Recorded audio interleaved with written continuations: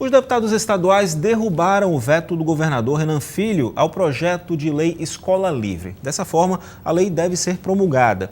O projeto quer a neutralidade do professor em sala de aula nos âmbitos político, ideológico e religioso. Isso tem causado polêmica entre os profissionais de ensino. Será que essa lei realmente é benéfica? Aqui comigo no estúdio está a professora Ana Maria Verne, presidente da Associação dos Docentes da Universidade Federal de Alagoas, a ADUFAL. Professora, seja bem-vinda ao nosso programa. Bom, no fim das contas, uma vez promulgada essa lei, como é que vai ficar o ensino em sala de aula? Na verdade, lendo o projeto, a gente tem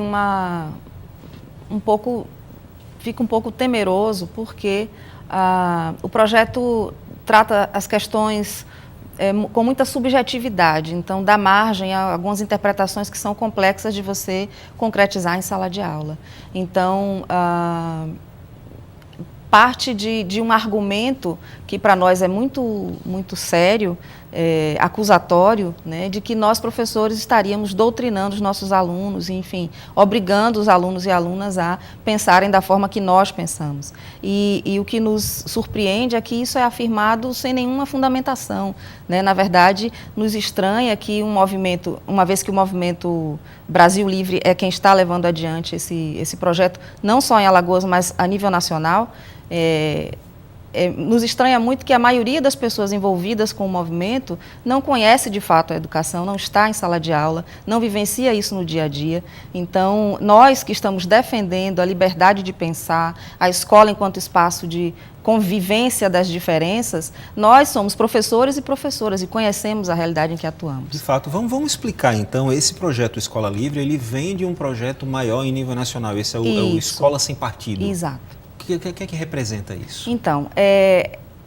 também preocupante a gente imaginar que tem um movimento articulado, né, e muito maior a nível nacional, no sentido de cercear a liberdade dos professores e professoras em sala de aula, né? Então, isso tem acontecido em vários estados, vários governos estaduais e municipais têm tentado aprovar leis semelhantes, e o que a gente viu a partir do texto do projeto do deputado Nezinho é que, na verdade, é uma cópia desses projetos que têm circulado a nível nacional. Então, isso preocupa porque isso nos sinaliza que existe um movimento organizado, articulado, para tentar cercear o que se faz dentro das escolas e todo e qualquer debate político ou mais crítico em torno da nossa realidade. Isso é perigoso, né? Inclusive para o próprio aluno, que no fim das contas vai ser um dos mais prejudicados. É difícil você ser neutro dentro de uma sala de aula. Como é que você pode promover debates que são justamente opiniões diferentes aí em conflito de maneira neutra? Como é possível fazer isso? Um conceito que a gente vê presente tanto na Constituição Federal quanto na nossa LDB, Lei de Diretrizes e Bases da Educação, é um conceito que se refere à importância da educação enquanto ferramenta de construção de cidadania, de construção de consciência crítica. Então, esse projeto fere profundamente esse princípio básico. Como é possível, por exemplo, eu estar num estado em que a cada dia cresce a violência contra a mulher e não trazer o debate das relações de gênero para dentro da sala de aula? Como é que eu posso ver que a juventude negra de Alagoas está sendo assassinada, dizimada, e não discutir isso de forma crítica em sala de aula, né? Então, as ciências, os saberes científicos que estão acumulados aí, representados nas disciplinas e áreas de conhecimento que a gente aborda em sala de aula, eles têm o dever de desnaturalizar os fenômenos sociais, ajudar a gente a entender o porquê a realidade é assim, né? Então, criticar, né, e questionar, na verdade, isso é um papel da escola. Exatamente. E que não é uma coisa que surgiu de uma hora para outra, isso é um caminho longo que vem sendo percorrido, na verdade. De repente, se fala em retrocesso social. Eu escutei isso na mídia. A senhora considera isso um retrocesso social? Sim, sem dúvida. Porque a gente já avançou, foi muito dura a caminhada para a gente conseguir estabelecer esse espaço de liberdade, do livre pensar e de poder discutir as coisas na escola, né? A gente já viveu momentos em que o patrulhamento existia dentro das escolas e das universidades, a gente não quer voltar a isso, né? Então, é importante a gente afirmar essa necessidade de defender esse direito de pensar livremente no espaço da escola, né? Professora, eu dei uma olhada no projeto, né? Então eu achei interessante um ponto que eu vou ler. Ele fala mais ou menos isso, que o projeto ele prevê a neutralidade do profissional da educação, né, nos âmbitos político, ideológico e religioso, que a gente já falou agora, e ao mesmo tempo ele pede para manter a pluralidade de ideias no âmbito acadêmico. Isso é possível? Pois é, aí que está, ele é Como fazer as contraditório. duas coisas? Ele é contraditório internamente, não tem uma coesão, uma coerência muito firme, talvez até pelo processo como ele foi montado, né, esse Ctrl-C, Ctrl-V, essa cópia de textos que foram compilados a nível nacional. De repente não participaram educadores, né, nesse exatamente, processo. Provavelmente não. Então, assim, é lamentável, mas a gente ainda pode, de alguma forma, lutar, né, para que isso se reverta. Pois é, inclusive a Secretaria de Educação, ela anunciou na mídia, né, que vai tentar recorrer, aí, vai tentar com que a Justiça acate isso enquanto um projeto inconstitucional. O Sinteal também anunciou que vai recorrer. Qual é o posicionamento da ADUFAL? Então, nós estamos nos articulando com os demais sindicatos de trabalhadores e trabalhadoras da educação, os movimentos sociais, educadores e educadoras, no sentido de pensar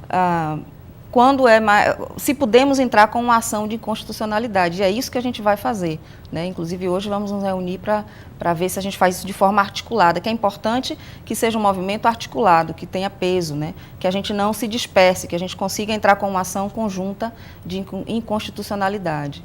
Inclusive, a senhora representa, né, a Universidade Federal. Isso. E é um local onde se formam educadores. Como é que vai se dar a formação de educadores com um projeto de lei dessa forma? Como formar educadores para serem neutros em sala de aula? Exatamente. Como é que isso é possível? Isso cria um problema grande para nós, especialmente, por exemplo, eu sou professora do Centro de Educação, do CEDU, e nós formamos pedagogos e pedagogas. Então, ao ler o nosso projeto político-pedagógico, a gente vê, por exemplo, o que se espera que um futuro profissional pedagogo ou pedagoga construa, né, de conhecimento e de possibilidade de interação com a realidade. E um dos pontos cruciais é exatamente a capacidade desse profissional de, olhando a própria realidade, tendo contato com a realidade, entender o porquê dessa realidade, né, o que leva os fenômenos sociais a acontecerem e poder interagir de forma crítica, né, e com alguma autonomia nessa realidade. Então, como formar esse profissional se a gente vai ter esse profissional atuando numa escola que impede que ele faça justamente isso? E né? ele meio que fica de mãos atadas e acaba ficando refém também da própria situação, né? Se eu não me engano, esse projeto de lei, ele prevê algumas sanções, aí, algumas punições. Como é que fica a situação do professor dentro de sala de aula? Pois é, eu acho que isso nos causa insegurança, isso impede que a gente tenha clareza do que pode ou não falar, porque, na verdade, o projeto se refere à necessidade de respeitar as individualidades de cada aluno e as realidades, valores, crenças de cada família. Como eu posso ter garantia de que em nenhum momento eu vou dizer algo que desagrade a alguém ou que vá de encontro ao que alguém pensa ou tem como valor ou princípio, o tempo todo ficar me policiando, uma vez que há uma diversidade de realidades em sala de aula. Em algum momento eu vou pensar de forma divergente, e isso não é ruim, não é? Pensar diferente possibilita o diálogo, possibilita que a gente encontre pontos de acordo e que a gente também veja que diverge. Isso é saudável e é importante, né? Isso acaba enfraquecendo também um pouquinho a categoria, né? Já não bastasse uma profissão que, historicamente, a gente vê que produz muita luta em termos de aceitação social, de salário, por exemplo. Exatamente. E agora você ainda tem essa tensão aí no exercício da profissão. Pois é. Isso acaba piorando a situação do professor, né? Muito. E, na verdade, o projeto propõe formas ou mecanismos de controle da atuação do professor e, no entanto, em nenhum momento a gente vê, por exemplo, na prática, esse controle sendo exercido, por exemplo, no bom uso dos recursos públicos da educação, né, na manutenção dos prédios escolares, na fiscalização de anos letivos que não se concluem, né, e que são feitos de forma aligeirada, na contratação, na não contratação de profissionais da educação e manutenção de um quadro de professores feito de monitores, né?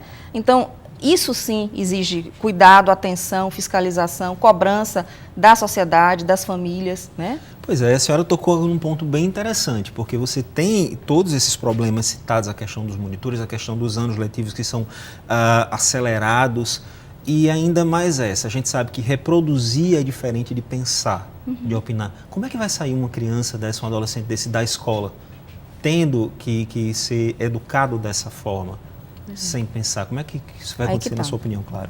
A gente tem teorias da psicologia, para citar um campo de conhecimento, que comprovam que as novas gerações, elas não conseguem fazer sozinhas as sínteses que são necessárias para entender a realidade. Quem vai ajudar a fazer essa síntese é o indivíduo adulto, no caso, pais e mães, professores, educadores e educadoras. Então, como a gente pode atuar nessa mediação, privando esses indivíduos, esses sujeitos que ainda não estão com a sua formação completa, da possibilidade de se questionar o porquê das coisas, né? De pensar sobre as coisas, levantando perguntas, questões, e não simplesmente recebendo verdades, né? De fato, muito complicado. Me ocorreu agora, professora, posso até estar falando bobagem, não sei, talvez ciências exatas ou ciências biológicas não sejam tão prejudicadas assim. Agora, as ciências humanas vão sofrer um bocado aí, né? Como debater dados históricos de maneira tão imparcial, como falar de nazismo imparcialmente, entendeu? Exatamente. Por exemplo, complica, né? Exatamente, isso é muito complicado, como eu lhe disse, não há consenso assim, possível de neutralidade na análise de alguns fatos históricos que qualquer pessoa com bom senso entende que foram prejudiciais para a nossa construção enquanto humanidade, né? A própria ciência, ao longo da história da humanidade, estipulou ou definiu verdades que constituíram desigualdades imensas entre povos, nações, né, que tinham características culturais, religiosas, enfim, diferentes, distintas, raciais, né? Então, é claro que isso é complexo e agride, né, o nosso processo democrático e de pensar livremente. Né? No fim das contas, prejudica tanto o aluno quanto o professor. Vamos aguardar, então, como é que isso vai se encaminhar mais para frente, né? Professora, muito obrigado pela sua presença aqui, por essa discussão opinativa, né, que a gente teve. E seja sempre bem-vindo ao nosso programa. Obrigada. E o Pauta Especial fica por aqui. Amanhã a gente volta a se encontrar às 11h30 da manhã. Lembrando que 7 da noite tem reprise. Até lá.